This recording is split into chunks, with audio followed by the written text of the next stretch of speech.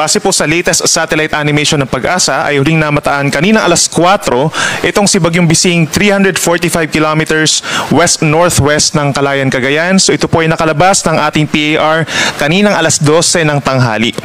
Ito po ay may taglay na hangin na 55 kilometers per hour malapit dun sa kanyang sentro at may pagbugso hanggang 70 kilometers per hour at mabagal na kumikilos pahilagang kanluran sa bilis na 15 kilometers per hour.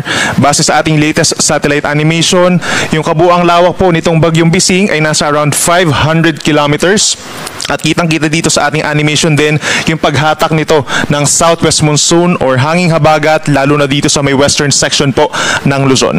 Base rin sa ating animation, meron tayong nakikita mga kumpul ng ulap dito sa may silangan po ng ating bansa and patuloy natin itong mamonitor kung magpe-persist ito at posibleng maging low pressure area sa mga susunod po na araw.